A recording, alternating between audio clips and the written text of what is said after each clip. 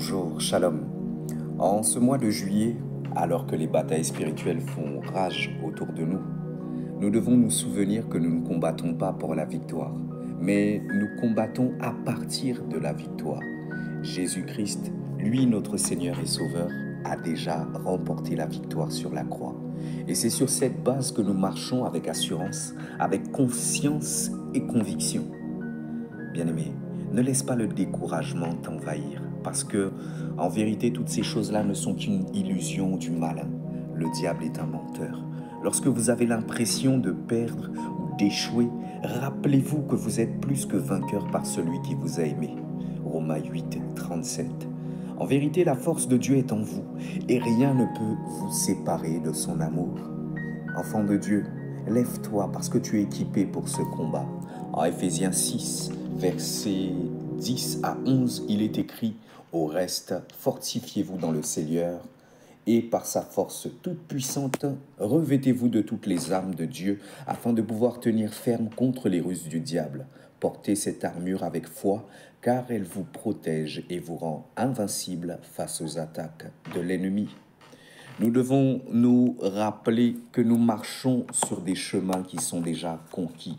En vérité, tout est sous nos pieds. Jésus a dit en Luc 10, 19, « Voici, je vous ai donné le pouvoir de marcher sur les serpents et sur les scorpions et sur toute la puissance de l'ennemi, et rien ne pourra vous nuire. » Crois en cette vérité et marche avec cette assurance inébranlable.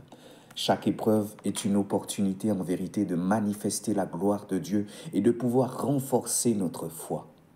En 1 Pierre 5, verset 10, nous trouvons cette même promesse où le Seigneur nous dit « Le Dieu de toute grâce qui vous a appelé en Jésus-Christ à sa gloire éternelle, après que vous aurez souffert un peu de temps, vous perfectionnera, lui-même vous affermira, vous fortifiera, vous rendra inébranlable. » Accrochez-vous, accrochons-nous à cette promesse et sachons que cette bataille est là pour nous rendre plus forts et beaucoup plus résilients. Tenons ferme, enfants de Dieu. Nous devons nous lever avec force, avec courage. La victoire nous appartient déjà en Jésus-Christ. Que ce mois de juillet, que cette fin de mois de juillet soit un temps de triomphe spirituel, de croissance, de renouveau pour chacun, pour vous tous. Vous êtes appelés à marcher dans la lumière, à conquérir et à régner en son nom. Que la paix de Christ qui surpasse toute intelligence garde vos cœurs et vos pensées en Jésus-Christ. N'oubliez pas de partager, de commenter. Je vous dis shalom. À très bientôt.